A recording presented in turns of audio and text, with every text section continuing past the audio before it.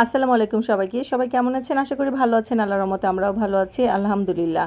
তো দেশের পরিস্থিতি যেহেতু খারাপ যার কারণে ভিডিও মেক করা হয় না, ভিডিও দেওয়া হয় না, সেভাবে ব্লগ তৈরি করা হয় না। তো আজকে চিন্তা করলাম একটা ব্লগ রেডি করি আর কিছু কথা আপনাদের সাথে শেয়ার করি।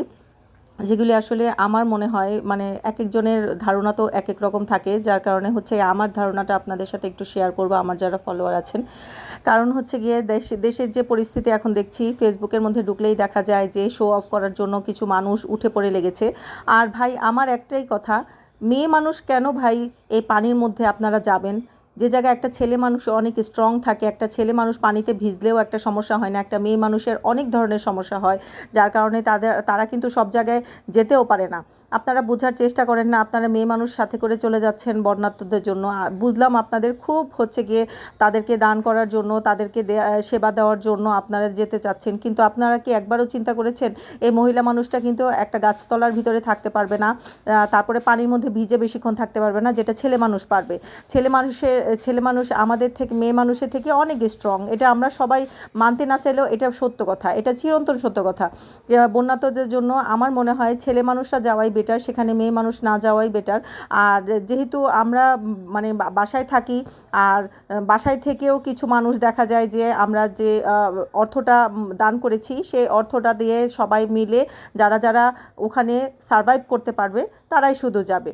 ফেসবুকের মধ্যে ঢুকলেই দেখা যায় একজন মানুষের দুটো হাত নাই, সে হয়তো সে বলেছে যে আমাকে দেখে আরও মানুষরা উৎসাহিত হবে, সে কারণে আমি গিয়েছি। কিন্তু ভাই আপনাকে যে দুজন মানুষ আপনাকে টেক কেয়ার করবে, সে দুজন মানুষ অন্যজনকে সেবা দিতে পারবে, সেই কথাটাও আপনার ভাবা উচিত ছিল। আর যেহেতু এটা অনেক দূরে একটা জায়গা, আর সে জায়গার মধ্যে কোনো ফ্যাসিলিটি নাই, নাই কোনো কারেন্ট, নাই কোনো হচ্ছে কি নেটের ব্যবস্থা, কোনো কিছুই নাই, সেটা আপনাদের চিন্তা করে তারপরে যাওয়া উচিত।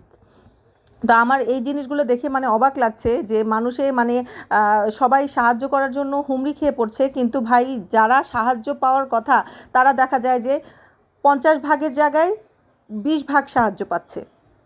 একটা নৌকা ভাড়া করে যদি আপনি 50,000 টাকা বাজেট করে যান সবার থেকে টাকা তুলে, আপনারা নিজেরাই যদি 30,000 টাকা খরচ করে ফেলেন আর 20,000 টাকার জন্য 20,000 টাকা দান করার জন্য নিয়ে যান, তাহলে এটা তারা তো বেনিফিট পাচ্ছে না।